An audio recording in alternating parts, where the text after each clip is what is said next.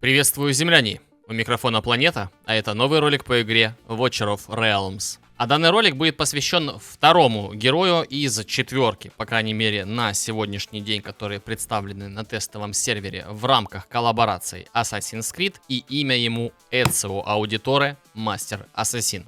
Посмотрим с вами, что это за фрукт, что он умеет и для кого он будет полезен. Оценим минусы, плюсы, ну и в целом его влияние на игру Watcher of Realms. Ставь лайкос с примувом, начинаем после небольшой рекламы. Эй ты! Да-да, именно ты! До сих пор не знаешь, как задонатить в игру или пополнить Steam быстро и выгодно? Сегодня это не проблема, ведь есть Donatov.net. Подписка на сервисы, изобилие популярных игр, все собрано на одном сайте по самым лучшим ценам. Ты можешь быть уверен в выгоде операции, ведь она дешевле, чем в самой игре. Наш любимый Watcher of Realms не исключение. Больше не нужно передавать свои личные данные, для пополнения достаточно только ваш ID. На сайте расписана подробная инструкция для пополнения вашего аккаунта. А при регистрации по моей ссылке ты получишь купон со скидкой на первую покупку. Земляне, у Donatov.net можно принять участие в бесплатных ежедневных раздачах. Лутайте декоины и сразу пополняйте любимые игры.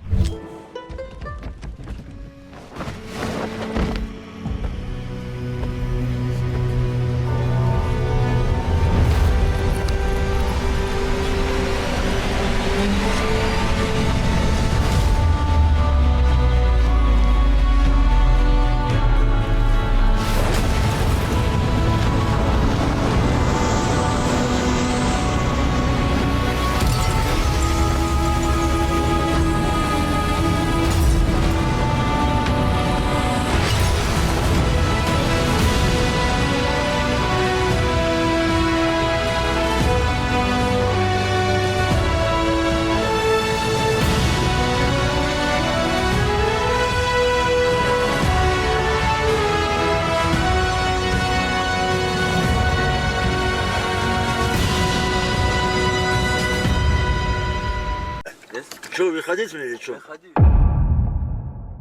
Ну и так как у этого героя есть мультик, мы его с вами благополучно уже посмотрели. Достаточно эффектные мульты с вот этими перелетами через анимус, прям нам в игру. В общем, Ezio Auditore, это у нас тактик с обычным типом урона, принадлежит к фракции судьи и стражи. Как мы видим, специализация у него физическая атака по одной цели, перемещение, ну как и у всех тактиков, да, и пробивание защиты. Да, вот это вот, кстати, эта приписка вкусно. Хорошо, видим, что блок у него 2 единицы, стоимость 18 единиц, недешево, конечно, и время повторного размещения 60 секунд. Хорошо, давайте посмотрим его подробности. Видим его базовая вот такая вот атака. Не покрашенный, давайте покрасим, может быть что-то изменится, и, к сожалению, ничего не меняется. Вот самый главный такой вот минус вообще в целом бойцов и даже вот тактиков, как Ezio, это одна плитка перед собой. Хорошо, давайте смотрим базовые характеристики. 30 710 базового здоровья. Достаточно хорошая базовая хп, еще плюсом тыщенка видим с фракцией. Атака 5317. Вот с атакой, конечно, какие-то вопросы, но с учетом того, что есть пробивание защиты, возможно, именно за счет этого и занижено. Защита 2769 и сопротивление магии 684. Остальные характеристики мы уже читали, давайте сравним с другими тактиками. То есть тактики, которые наносят соло урон, это вот у нас Мориден, прям первый такой претендент, который падает в глаза. Давайте посмотрим, что у него. У него как минимум 2 плитки перед собой. Базовое здоровье видим ниже, и причем так на прилично. Атака 5402, тоже плюс-минус тот диапазон. Остальные все у него нюансы такие же, да, защита в диапазоне, сопротивление магии также. Хорошо, давайте перепрыгнем еще и на Астрельчика посмотрим, потому что он у нас тоже физическая атака по одной цели. Давайте смотреть его базовые характеристики. Такая же самая... Да, то есть 2 там почти 3000 разница и 5400 атаки. В общем, плюс-минус, как вы видите, базовые характеристики у Ezio приравнены к его предшественникам не из коллаборации. Хорошо, давайте смотреть дальше. Интервал атаки у него 2,6 секунды, скорость атаки сотка, шанс крита 0, 150% крит урона, эффект исцеления восстановления ярости по нолям, автовосстановление 13, это низкий диапазон, восстановление ярости при нанесении базовых атак 10 и восстановление ярости при получении урона 5. Ну и что, давайте смотреть его навыки. Начинаем, как всегда, с таланта. Каждые 12 секунд переходит в состояние смертоносный инстинкт. Благо, можно увидеть индикатор в баф-баре, и плюсом еще на самом Эцио будет значок ассасина. И вот это как раз таки получение смертоносного инстинкта. Получает 50% снижения физического и магического урона и восстанавливает 5% максимального ОЗ и 2% максимальной ярости в секунду. При получении урона снимает это состояние. То есть мы понимаем, что первый же удар, неважно какой, чего, просто на карте, и все, смертоносный инстинкт у нас спадает. Это состояние снимается, и Эцио контратакует цель, накладывая на нее эффект убийства. Один раз. Эта контратака может сработать только если цель находится в пределах дальности суперспособности. Дальность суперспособности мы с вами посмотрим. Хорошо, давайте дальше. Когда эффект убийства? Что такое убийство? Как раз смертоносный инстинкт активирует одно из этих, да, убийств. Один раз наносит врагу с наименьшим процентом ОЗ в пределах дальности 400% урона, игнорируя защиту. Бьет с этого навыка больно. Затем казнит цель, если это не элитный враг и не босс, а ее ОЗ ниже 40%. Комьюнити очень сильно негодовало с счет того, что он не может казнить элиту, но честно сказать, что если дать казни элиты любому, в принципе, герою, это будет очень сильный дисбаланс в игре, поэтому, слава богу, здесь этого нету. Когда эффект убийства убивает врага, запускает серию убийств один раз. Немедленно использует эффект убийства один раз на одном другом враге в пределах дальности. Интервал срабатывания 10 секунд. Важно убивать, потому что если, к примеру, даже по рецензиям разработчиков он у нас еще и на боссов заходит, именно на дракона, да, то там не будет вот этой вот серии убийств именно после убийства. Понятное дело, что он убийство там будет накапливать, мы с вами по навыкам разберемся, но тем не менее ему важно просто убивать цели. То есть мы понимаем, что данный герой еще предназначается на какие-то активности, где будет убивать разные цели. Хорошо, талант изучили, давайте смотреть базовую атаку. Мы уже знаем, что у него короткий диапазон действия, наносит 120% урона вражеским целям, именно одной цели. Хорошо, ничего такого прям сверхъестественного. Пассивка, клинок Ференце.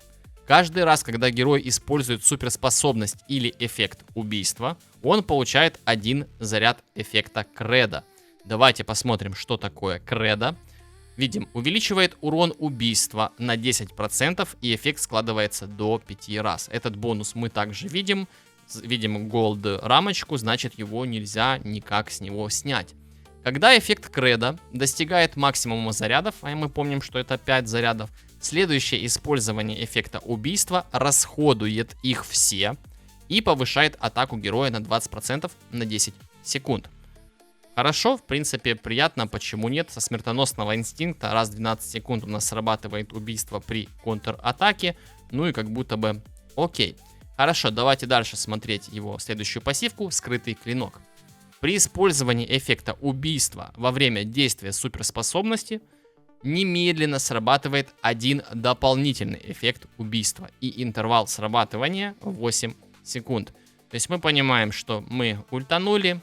То есть дополнительное убийство сработало, мы начинаем стакать вот эти убийства, и он начинает там бить. В общем, ну, сам себя бафает, это приятно, то есть навыки синергируют. Окей, хорошо. Давайте смотреть следующую пассивку. Это у нас видим, что арена. Повышает урон на арене на 15%. Разработчики, походу, прямо намекают, что давайте его еще на арене смотреть. Мы посмотрим. Ну и ультимативная способность. Упокоение. Видим его радиус атаки, такой вот уже хотя бы приятно, да, но перед собой, то есть за спину ничего он не делает. То есть мы понимаем, что вот в радиусе вот этой ультимативной способности будет срабатывать убийство, если он будет убивать одну цель, и потом еще будет перекидывать убийство на следующую, да, так по серии убийств. Хорошо, окей, вручную применяется суперспособность, 700 ярости стоит, в принципе недорого, да, 400 единиц ярости при выставлений начальных. 15 секунд у него действует ультимативная способность. В принципе, уже можно так подумать, что Песнь Ада как сет на него зайдет неплохо. Может выбрать свободную наземную плитку в пределах нескольких 4 плиток. Достаточно далековато он прыгает, это все приятно, все круто. И переместиться на нее, после чего наносит 800% урона, игнорирующего защиту полностью. Вражеским целям, а именно одну цель он будет бить, поэтому мы понимаем, что прям вообще во всех навыках он бьет только одну цель. С наименьшим процентом ОЗ в пределах дальности, это иногда не очень. Казнит цель, если она не является элитным врагом или боссом, а ее ОЗ ниже 40%. Вот здесь забыл отметить еще при чтении таланта. Казнь 40%, это прям, ну вот, одна из сильнейших казней в игре. Можно даже будет побаловаться с ним там на первом рейде, у кого нету казни, да, чтобы там соло мобов убивать с какой-то стороны. И в течение следующих 15 секунд его атаки с шансом 30% становятся эффектом убийства. Вот, есть дополнительный генератор эффекта убийства, и, к сожалению, он рандомен. Вот эти вот 30% очень сильно усложняют, во-первых, тесты данного героя, а во-вторых, в разных сценариях он либо будет супер эффективен, либо супер бесполезен. В принципе, по навыкам все, нечего добавить, нечего убавить. Единственное, что есть какие-то моменты, я до сих пор пока тестировал, не понял, почему так. Возможно, при срабатывании каких-то его серий убийств и вот этого креда, но иногда им нельзя ультануть.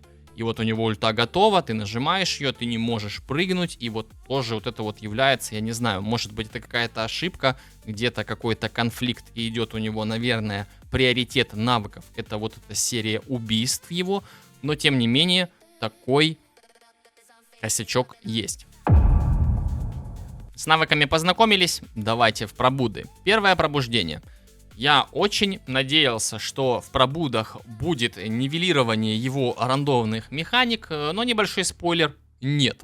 В общем, первое пробуждение увеличивает множитель урона эффекта убийства на 100%. То есть мы понимаем, что вместо 400% он будет наносить 500% с полным игнором защиты. Круто, классно.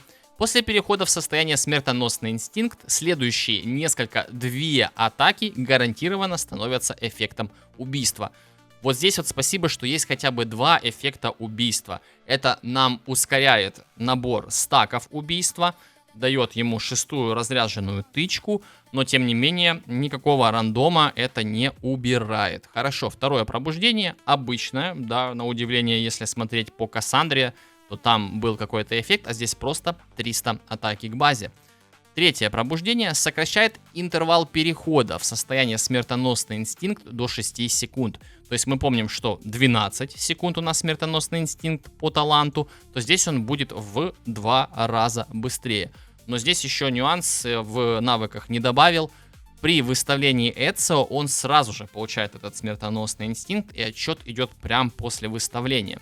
Ну и вернее, когда мы разрядим смертоносный инстинкт при получении урона, то тогда вот пойдет вот эти 6 секунд. Немедленно переходит в состояние смертоносный инстинкт при активации суперспособности. То есть как это происходит? Мы прыгаем, даем по голове, получаем смертоносный инстинкт, нам пытаются дать по голове, у нас сниженный урон, и мы после этого еще разочек даем убийство и начинаем стакать себе кредо. Хорошо.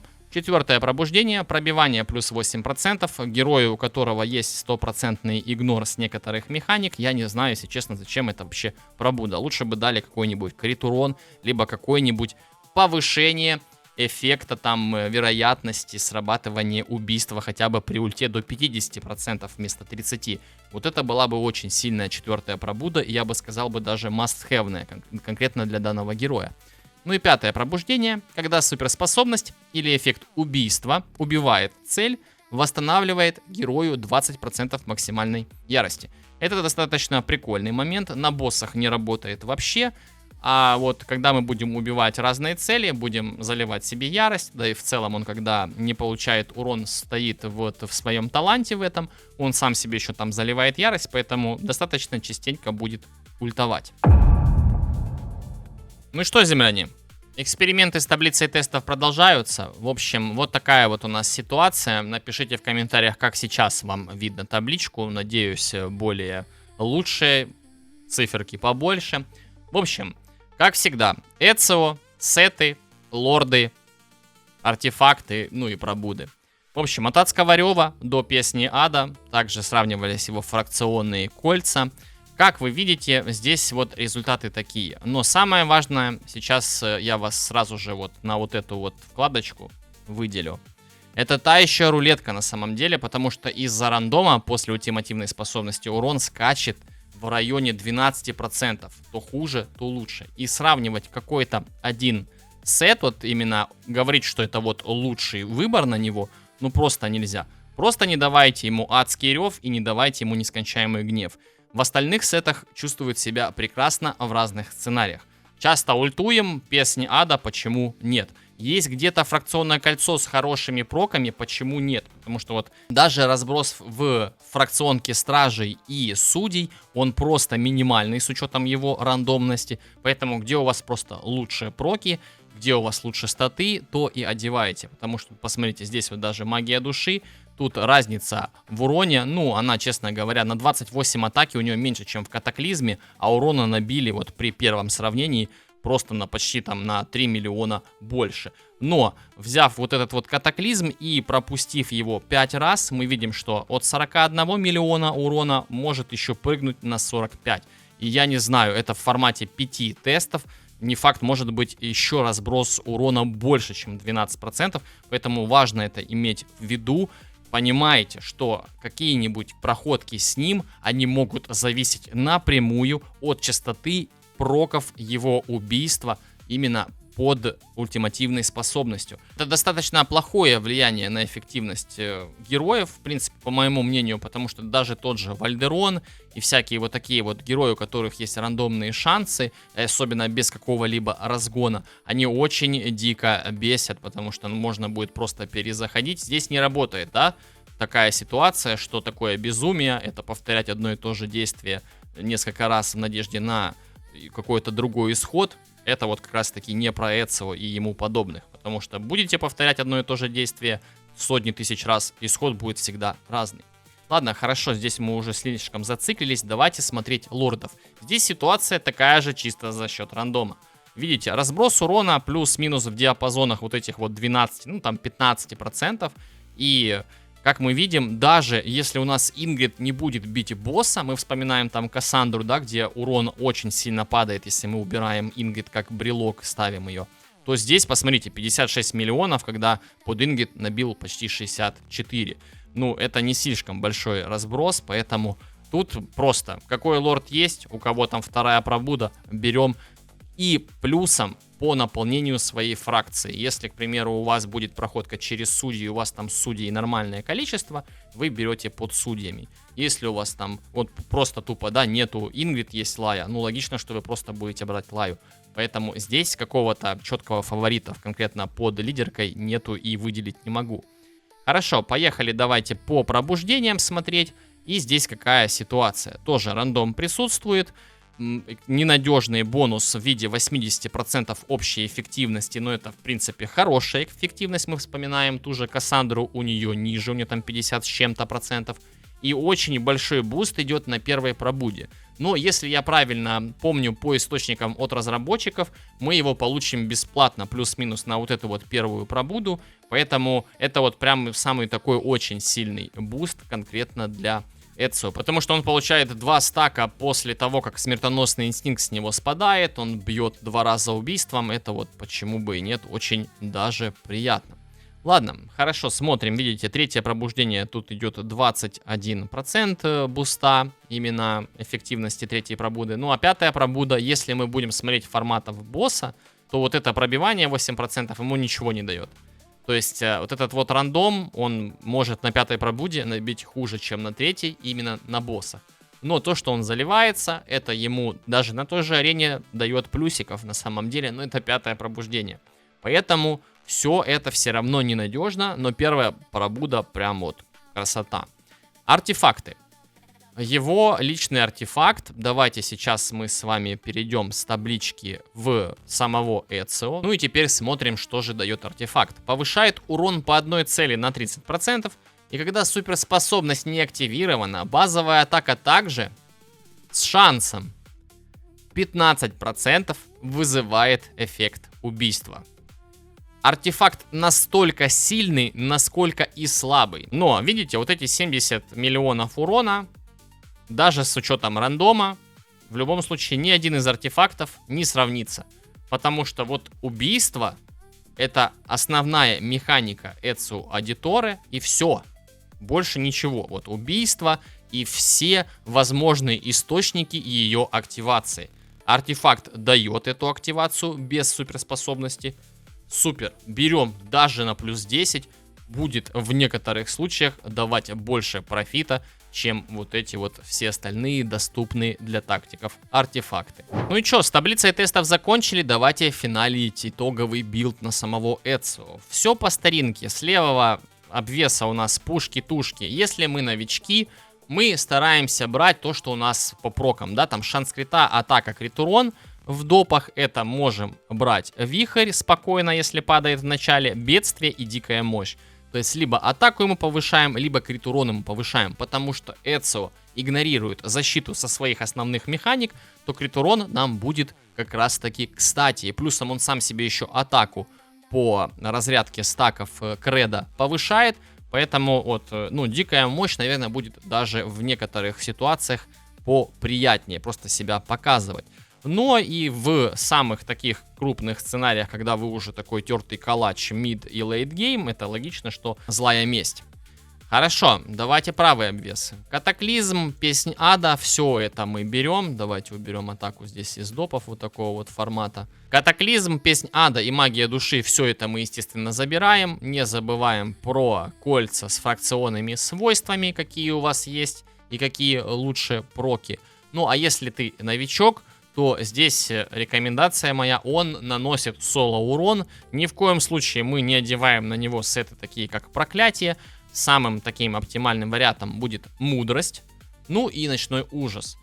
В принципе, не зашкварно вначале будет дать ему и интуицию, за счет того, что она просто крит шанса нам подгонит чуть-чуть и будет давать какой-то там урон, да, чистый. Но это прям не то чтобы must have. Самые основные сеты это будет мудрость в большей степени, ну и ночной ужас в меньшей степени, в зависимости какой рейд вы высший этаж закрыли первым. Ну а по артефакту, естественно, его личный артефакт, его дадут в магазине события, поэтому каждый, кто вообще в целом будет играть в игру, получит хотя бы в одном экземпляре его личный артефакт, и поэтому выбирать его даже на плюс 10. Не нужно брать всякие там шлем Гелиуса, не нужно брать всякие колоколы, резонансы и так далее, даже вот эту вот волчью бошку, ничего вот этого не нужно брать, просто покупаем артефакт в магазине и сразу же одеваем. Плюсом, я уверен, будут еще и X10 на все их личные артефакты. Там, не знаю, можно ему выбирать, ну я бы, наверное, больше бы Кассандре выбрал, да, если на выбор будет. Но в целом из артефактов будут они падать в рамках коллаборации. Герои коллаборации преимущественно напольные юниты, поэтому мы будем фармить нечетные этажи рейдов материалов и артефактов в формате коллаборации и пытаться выловить их личные артефакты. Так как у нас Эцио тактик, плюсом Кассандра боец и также Эйвор боец. Не знаю, какими будут обладать классами те два еще одних ассасина, по которым якобы типа спойлеры были, да, от самих разработчиков, поэтому пока мы у них не вникаем, потому что никакой информации на тестовом сервере их нет. Но вот конкретно, что данным героям их личные артефакты must have, ну, в частности Эцио, да, герою нашего сегодняшнего ролика, то обязательно его личный артефакт. Ну и первая активность, где мы с вами посмотрим данного героя, это будет активность по рецензии самих разработчиков. Он очень хорошо должен зайти на чертоги иллюзий Малрика. Давайте их и посмотрим. К сожалению, не нарисовано у меня здесь рунок, ни сундуков, ничего, поэтому будет 4-я синяя, потому что как будто бы 3-й с миазмой, ну там Эцио не постоит, хотя тоже можно в принципе попробовать. Не, давайте, наверное, попробуем с миазмой, все-таки вставляем миазму. Потому что 4-я синяя, но она вообще очень вафельная. Здесь вот у меня как раз таки Эцио беспробудный. Также видите остальные пробуды. Но как будто бы важно посмотреть на самого Эцио. И плюсом сами герои такие не прям уж популярные. Взял сюда Танклза, потому что изначально думал, наверное, показывать вам 4-ю рунку. А там был хил вот этих вот скелетов со щитами. Ну ладно, давайте общую статистику выводить. Выставляем сразу же лулушку, подкрепляю ее хатгримом. Все это дело забафываю эйрлис. И мы здесь с вами будем делать следующим образом.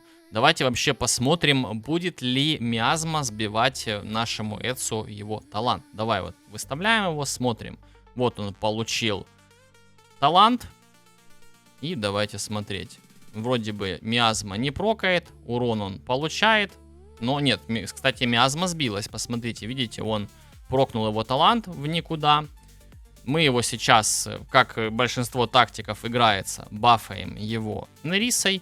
И сейчас только ульта придет, мы хоп и перепрыгиваем сюда. Мы здесь будем играть против Золотистого Инквизитора, потому что по рецензии разработчиков Эцио должен с ним хорошо справляться.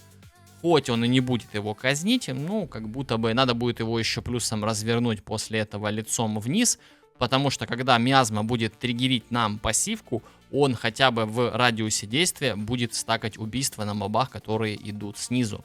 Это тоже важно понимать. Дальше давайте где-нибудь посмотрим на радиус. Вот здесь вот, да, давайте, кстати, вот тут у нас будет ульта сюда, и мы вот так вот поставим.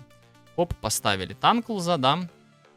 Отлично, хорошо. И после Танклза мы поставим Боецклза по имени Ардея. Наверное, даже чуть-чуть подальше вот так вот поставим. Мало ли, может быть, тут у нас какие-то рандомные механики, потому что метки этапа особо я не смотрел. Давайте включаем антиисцеление. Она нам здесь, в принципе, особо и не нужна. И все это мы подкрепляем Ривенхальдом. Будет у нас бафать вдохновение, давать щиточки. Лулушка должна бить посильнее, ну и сама Ардея. Окей, хорошо, давайте смотреть. После этих мобов на следующей волне уже будет выходить Золотистый Инквизитор, поэтому у нас эта аудитория пока курит, поэтому давайте мы его развернем вот так вот вниз.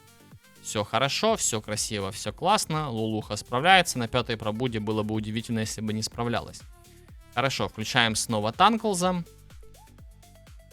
Ну и ждем Инквизитора, потому что как будто все остальное нас не особо интересует. Можно будет потом еще Эцио попрыгать где-нибудь, помочь босса убить. Если босс где-то особенно сверху, то нам не сильно и придется как будто бы прыгать. Все, вот у нас босс выходит, мы ультуем.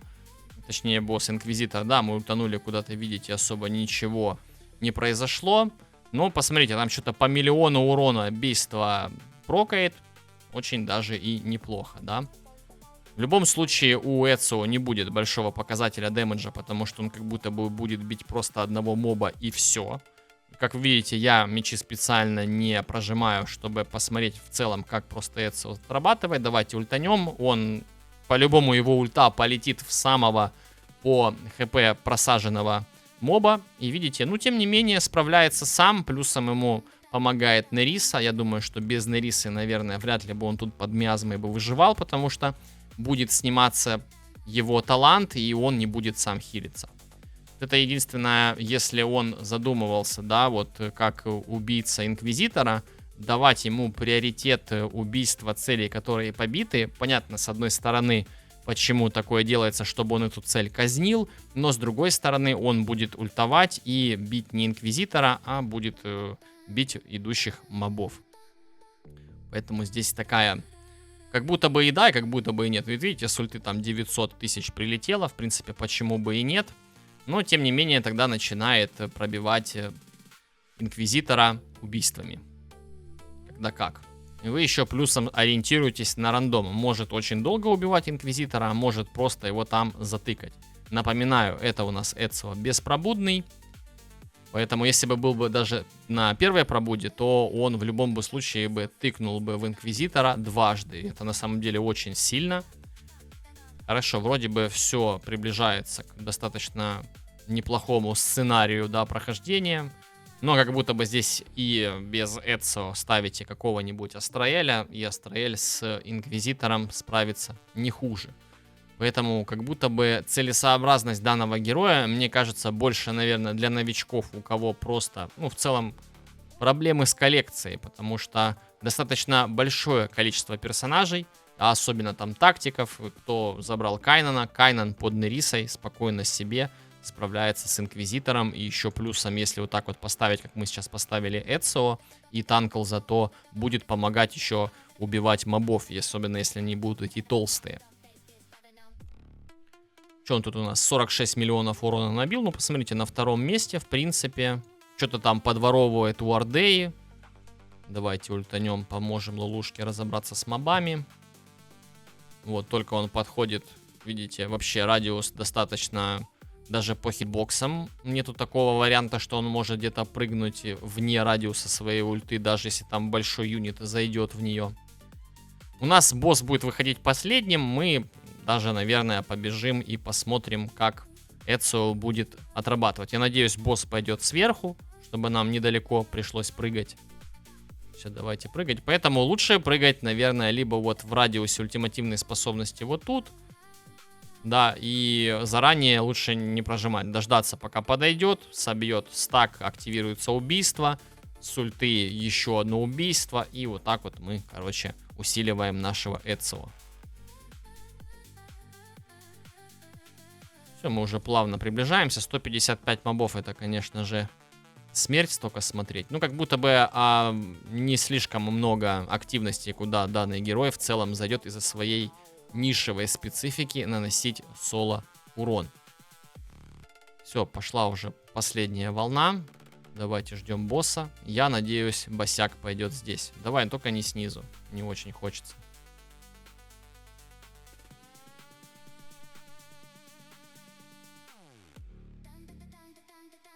Окей. И есть. Сверху пошел. Отлично. Сейчас он подойдет. Мы Эцио перепрыгнем на вот эту плитку, чтобы он еще с руки бил босса. Все, вот подошел. Главное, чтобы босс его не убил. Потому что, в принципе, у него база хп и неплохая, да, достаточно. Давайте смотреть, поскольку он там будет бить.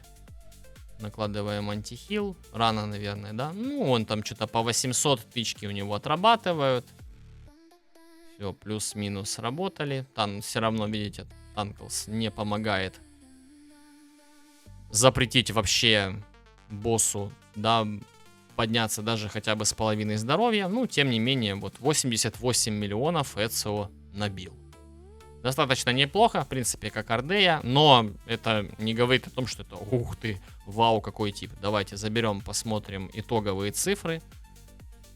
Какой у него избыточный урон. Так, вот, все, наградки все посмотрели. Ничего прям сверхъестественного.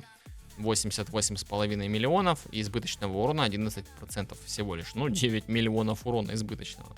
Так что вот так вот ведет себя на рунках. Следующий контент, на который акцентируют внимание разработчики, это у нас бездна. И якобы вот в таком сетапе, только здесь они рекомендуют брать еще и помимо Суню-куна Кигири. Я намеренно его убрал, объясню почему. Потому что Кигири был всего лишь один раз, Суню-куна дают на 11-й день, и вероятность, что у вас, к примеру, не будет какого-то слота вместо Кигири больше, да, чем вот у вас будет Кигири и у вас нету Макаки. Поэтому будет у нас такой сетап. Я здесь взял Гретхен, объясню почему вот вместо Кигири, потому что без штрафа атаки шмот очень должен быть такой с ОЗшкой, и герои попросту умирают, даже Эцио с его большой базой здоровья. Поэтому давайте заходить. Тут, в принципе, не на что смотреть. Нам важно посмотреть урон Эцио versus 5-м Макакой. И я плюсом еще прогоню на 5-й пробуде Эцио, потому что на боссах до 3-й пробуды там все остальное не влияет, просто чтобы вы посмотрели. Расстановка у нас будет следующая. Так как он тактик, во время ульты он избегает часть урона от магического метеорита, поэтому он будет у нас выполнять роль Кигири именно под драйлинкой. Потому что если без драйлинки, ну, честно говоря, жить он точно не будет. Давайте выставляем Эцио, бафаем его Дяочанью, выставляем ему за спину Суню-куна, бафаем его Эйлинкой. Дальше ставим Гретхен, ставим драйлинку, и здесь уже табуретку давайте вот так вот поставим, не принципиально. Здесь Виолетту Вейн, тут у нас будет Салкаденс, и здесь будет Орин. По классике у нас Салкаденс здесь с 3-й пробуды, но начиная с 1-й мы уже сразу же ультуем, чтобы дать разлом. И в этот разлом мы бабахнем Сунюкуном, разрядимся сейчас, дадим бонус к крит урону Гретхен, и можно прыгнуть Эцио. Но смотрите, какая ситуация. Эцио прыгает, босс ему немножечко сбивает анимацию, хотя 4 ляма урона, походу вот 6 Эцио пробил. Но здесь тоже вся ситуация и боль, это его рандом. Поэтому с этим как будто ничего уже не поделаешь, разве что дизайнить навыки по-другому. Дальше прожимаем Дрейлинку, потому что Дрейлинка у нас здесь на 1-й пробуде. И жмем Орина для уязвимости. Все, ждем пробития. Пробиваем Сунюкуном. Дальше пытаемся успеть разрядиться Эцио в лежачего босса. Ультуем Гретхем, ультуем Виолеттой и начинаем уже кастовать Солком, потому что сейчас уже будет магическая фаза. Ну, 14 тысяч крови на самом деле неплохо идем, но это не за счет Эцио. Хотя вот видите, по урону Эцио плюс-минус как 5-я Гретхен набил. Почему бы и нет? Давайте Виолеткой ультанули. Сейчас мы не будем ультовать Эцио, потому что пошел адский рев. И после адского рева нам сейчас нужно прожаться будет Дрейлинкой. Включаем Гретхен. И смотрите, метеоритный шквал. Ультуем, прыгаем Эцио.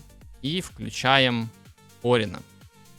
Включаем Орина. Здесь даже Салкаденс, получается, беспробудный будет нормально. Давайте заряжаем фрикадельку. Должна табуретка с кем-то пробить. Все, Виолетта Вейн. 24. Ну, хотя бы до 30-очки, если выйдем, будет нормалек. Нет, 30-ка, наверное, не будет. Оп, давайте прожимаемся. Видите, Эцио еще не успевает, к сожалению. Потому что нету у него... Здесь он получает всегда урон. У него талант слетает. Яркую он особо не регенерирует. На 5-й пробуде тоже особо это никак проблема не уйдет. Разве что вот только Гретхен. Все, вот утонуло. Давайте Эйлин включаем. Здесь никого не трогаем. Грязевая волна. Рев дракона. Давайте Макаку не трачу, потому что... Ну, я в Эцио, честно говоря, вот давайте. Гнев Вирма. Жмем Дрейлинку. Жмем Орина. И давайте без ульты Макаки посмотрим, что будет происходить. Ультуем. Ультуем. Урона нам не хватит, поэтому мы ультуем Сунюкуном. Это надо делать раньше, чтобы Сунюкун успел еще один разочек бахнуть в лежачего босса для повышения урона. Все, босс уже встает. Сразу же можно активировать Виолетту и Салкаденса, потому что смена фазы будет очень быстро.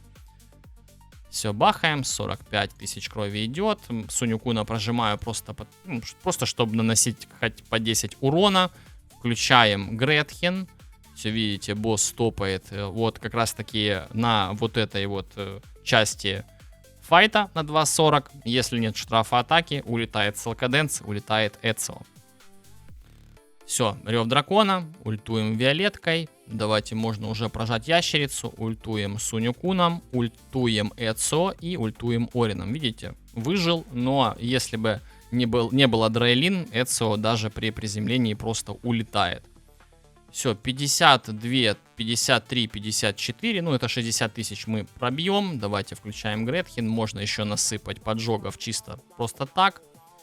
Все, сейчас будет смена фазы. Это еще, я вам скажу, мне повезло, потому что до этого, когда я просто его сам тестировал, смотрел на дэмэдж, я 59 800 набил на физическом щите. А здесь у нас уже, посмотрите, какая ситуация. Уже 60к сейчас будет. Посмотрим, проверим, пробьем ли мы вообще щит. Мне кажется, абсолютно нет. Сейчас будет топтание, мы обязательно прожимаем Дрейлин, потому что без этого нам просто тупо вафли. Все, рев дракона. Включаю Гретхен. И теперь включаю Орина. Все, у нас сейчас будет пробой.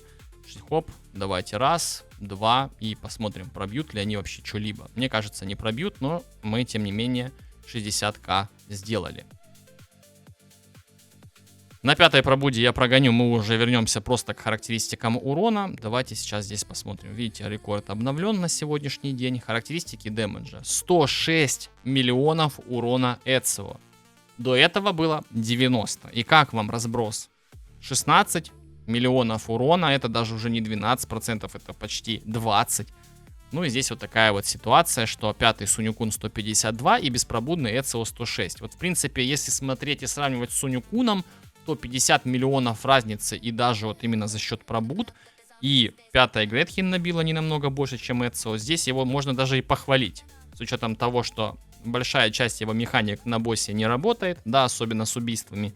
Но, тем не менее, нарандомил он знатно. И вот кто знает, каково страдать с 3-м Кигири при ловле таймингов, там, когда вам нужно его прожимать, чтобы еще прохнула ласточка, это вот это еще хуже, чувак. Ну и вот, земляне, дракон улетает, и я вам скажу, что Эцио на 5-й пробуде ворвался в аудиторию и нарандомил нормально. Давайте посмотрим урончик. 184 ляма versus 165 на Суню Куне.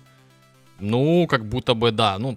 Смотрите, 5-я пробуда вообще не влияет. Вот на 3-й пробуде чувачок будет делать вот такие вот вещи. И я вам скажу, что это, ну, плюс-минус там у кого какой Кигири, как там одетый, то там он 260-280 миллионов по бездне выдает. Но 184 это, конечно же, посильнее Макаки. Но это еще один такой убийца Макаки. Потому что Макака лимитка, его... как будто бы тоже не грех закидывать грубыми пробудами. Но конкретно ради бездны и чертогов иллюзий Малрика, то Макака чуть-чуть более полезный, потому что он еще и на матрице лучший танк в игре. Поэтому даже вот такой вот вау-эффект не говорит о том, что это просто незаменимый чувачок на бездне. Но новички и игроки мидгейма с ограниченной коллекцией, вот на бездну чувачочек вам приезжает достаточно неплохой. И еще если первую пробуду дадут бесплатно, то там вообще красиво делает. Ну и следующий тест уже от себя, без рецензии разработчиков, это вот на арене. Здесь я его сразу же взял 5-м, чтобы вам показать против метовой пачки, да, работу, как это вообще будет выглядеть, а потом уже в самой игре зайдем и посмотрим его беспробудного. Здесь я нападал на Славу, тут пачка Серега, Вальдерон, Гретхен, Дурза и, ну, 3-й граф, да, не знаю почему тут 3-й. Ну, ладно, в общем, давайте посмотрим. Понятное дело, что если бы здесь был бы 5-й граф, мне бы здесь была прям очень знатная вафля. Поэтому что мы давайте смотреть. Я пытался расставляться именно первым через Эцу, потому что было интересно, как это вообще будет работать. Поэтому мы пытаемся словить на 18 копейках моба вот здесь вот, разворачиваемся вот так вот, да, правильно делаем. Ульту мы не тратим, то есть сейчас он нам активирует пассивку, убийство сработает, и там урон будет что-то около, посмотрите, опа, где-то миллион он ему даст. Лям 780 выдал. Дальше мы выставляем Дяо-Чань, по-хорошему переключаем ее и ждем, когда моб будет в радиусе ульты. Там что-то он там надамажил, но, как вы видите, убил первее 3-го Сереги. Я не знаю, почему 3-й Серега здесь не казнил моба, ну ладно. Дальше смотрим. Здесь уже нужно Дяо-Чань переключать, потому что этот моб ему достаточно неплохо так гриву расчешет. Но, тем не менее, видите, по 600 тысяч там что-то куда-то кусает. Дальше выставляем Вальдерона. Вальдерон должен помочь нам убивать этих мобов. Здесь мы также ультанем, чтобы не умереть. Тем не менее, где-то кто-то кого-то казнил. Если заливка ярости была, то значит это у нас Эцио казнил. Дальше смотрим, ультуем сразу же Вальдероном. Дяо-Чань пока не трогаем, потому что если переключим Дяо-Чань, ну как будто бы нам будет очень больно. Здесь подходит следующий моб, мы можем уже ультануть Эцио, но как вы видите, здесь за счет того, что Вальдерон с Серегой добивают моба, мы чуть-чуть, мы немного потеряли, всего лишь 1 тик. Здесь сейчас к нам подойдет этот моб, постараемся как-то его, видите, бах, сразу же убийством. Ляп, и сейчас еще ультой. Вот видите, ульта не прожимается. Я не знаю за счет чего. Возможно, из-за прока убийства у нас какой-то дилей. Но тем не менее. Дальше графа Дракулу включаем. И следующего моба у нас ульта, к сожалению, потрачена. Мы могли бы помочь графам добить это. Но тем не менее, видите, здесь тоже что-то по таймингам какая-то грусть. Но тем не менее, вроде бы, да, как в начале, вот как и с Кассандрой, выглядит неплохо. Но, честно скажу, что-то ему прям очень больно прилетает. Это здесь у меня еще и 3-я Эйрлис.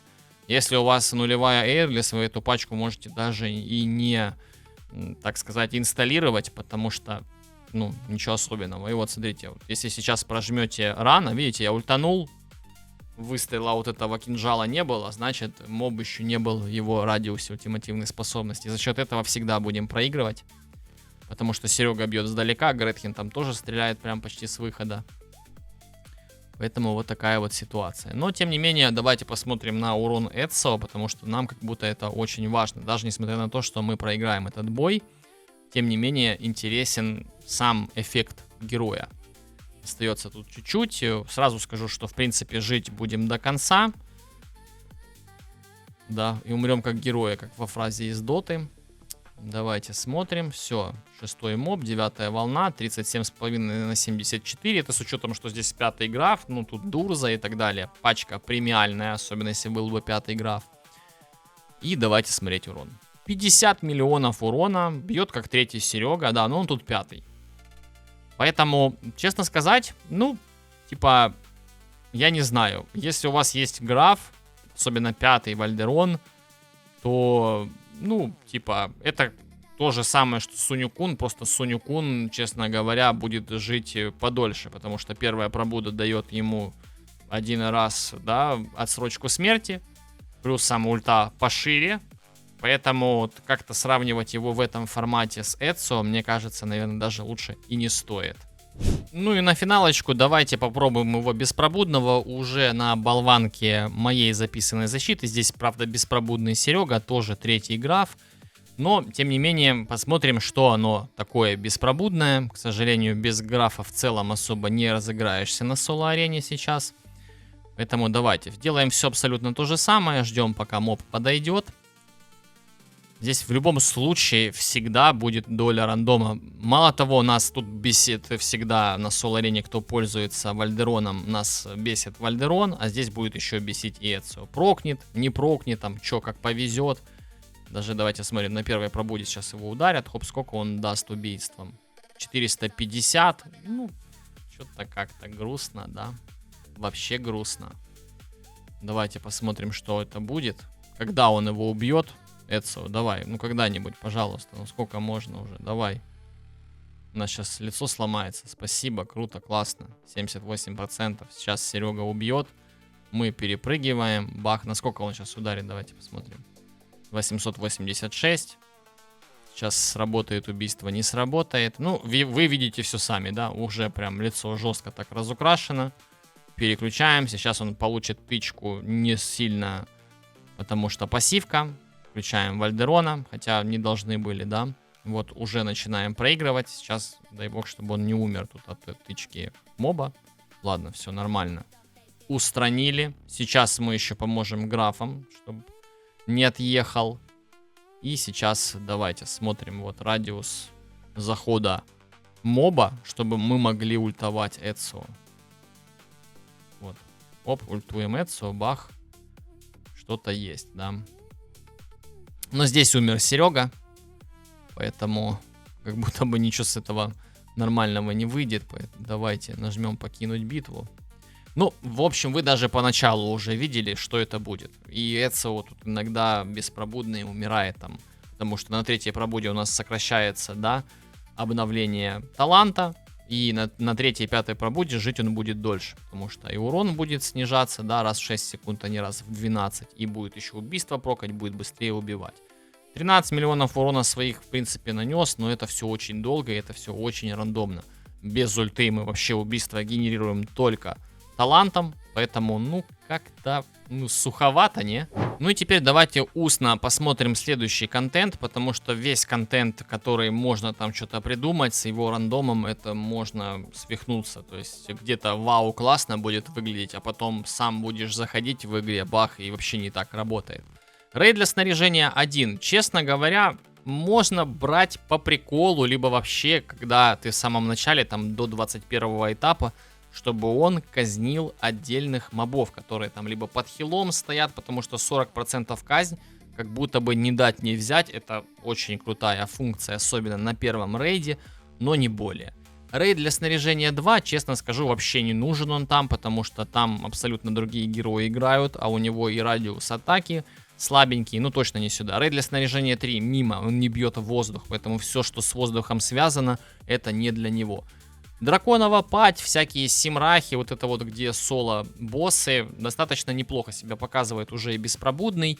И, в принципе, наверное, задизайнен он больше вот для такого новичковского мид-гейм формата, чтобы как раз-таки выходить на какие-то сундуки конкретно на Драконе и на Симрахе в руинах Титанов. Поэтому вот мы их тут объединяем. Здесь однозначно хорошо себя показывает. В башне обмана, в принципе, как минимум из-за того, что он тактик, и в целом у него есть функции убивать боссов, у него есть какая-никакая выживаемость за счет таланта. На башне обмана на новичке, прям, я думаю, и мне даже поможет на моем аккаунте. Чертоги иллюзии Малрика. Ну, он вообще, да, играет, но та же Кассандра, в принципе, так же играет, как и Эцио. Может быть, даже местами и лучше. Но так в целом можно использовать на какие-то отдельные аффикции. Плюс он тактик, он может прыгать туда-сюда. Это тоже может иметь какой-то свой плюс, но очень опционально. Подземелье снаряжения 1 мимо вообще. Подземелье снаряжения 2, вот почему бы и нет. Если он будет прокать, то можно как-то там на лакичах проходить высокие этапы, убивать физическую волку, там куда-то упрыгивать на следующую сторону, убивать еще одну. Но не забывайте, он должен танчить волку лицом, потому что у него радиус атаки одна клетка перед собой, за танком ты его не поставишь. Подземелье снаряжения 3, может быть под Дурза и Гвендолин, где-то там его что-то вместо Кигири ставить, но опять же, рандом, очень сильный рандом, то есть вы замучаетесь. Может быть и можно пройти, но, честно говоря, мне кажется, нервы дороже в этом плане. Арена одиночная цель. Да, сейчас любым сетапом вообще при нормальном фарме ботов в повелителя заходится, поэтому чисто как инструмент, да, для этого однозначно зайдет. Но вот когда уже обрастаете коллекцией, обрастаете метой на арену, и особенно если у вас есть граф, тогда вам туда Верховного можно хотя бы даже думать. Если у вас графа Дракулы нет, то все, что вы не будете ставить, это все только повелитель и не выше. Арена массовая, противовоздушная, это вообще мимо этого героя. На ГВГ за счет его плитки перед собой даже и думать не стоит. Но вот его рандом на ГВГ очень сильно бы бесил на самом деле, но, увы, плиточку не дали. То же самое могу сказать и про рейд для материалов и артефактов. Да, у него есть выживаемость, да, он может там босса затыкать. То же самое, рандомный эффект. Раз. Во-вторых, достаточно неплохо надо его одевать в ОЗ, так как он одну тычку от босса задоджит, да, там на 50% меньше урона получит, а потом ему 2 остальных удара прилетит, и Эцио уйдет вообще отдыхать. Кодекс бессмертных. Я его на Алистере попробовал, он не убивает моба, который выходит, а если он его не казнит, то он его потом вообще не бьет, потому что, как если не брать ультимативную способность, он просто не дотягивается. Разлом пустоты то же самое, как и башня, сюда зайдет однозначно, но вы пройдете разочек, пару раз автобитву запишите и в принципе забудете за этот разлом. На каком-нибудь эпилоге там можно, да, где-то там с Титаном Бури его поставить, чтобы он где-то что-то напрокал, может быть. А так в целом, ну, как будто бы тоже. Испытание фракции. Пытаться убивать боссов в судьях и хаосах, да, почему бы и нет. На стражах тоже опционально зайдет именно убивать Эзрена. А так, по поводу прилива, давайте посмотрим его БС. Вот он беспробудный, 101 тысяча, да, это вот его фракционное колечко на стражей и его личный артефакт. С учетом того, что есть личные цацкие, личные обмазы, да, можно его будет использовать на БС, на ГВГ, а вот по приливу он тактик. Вы его обязаны туда брать, потому что тактики получают повышенные характеристики, и это нам прям надо. Больше тактиков и быстрее прилив на 200. Давайте вернемся к оценкам, то я что-то куда-то не туда забрел. Ну и все остальное, как будто бы, ну это вообще не про него. Поэтому уже посмотрев на контент, где он заходит, да, это вот боссы, это башня Малрик, там подземелье снаряжения, если мазохист, ну и куда-нибудь там что-то разлом, испытание, фракции.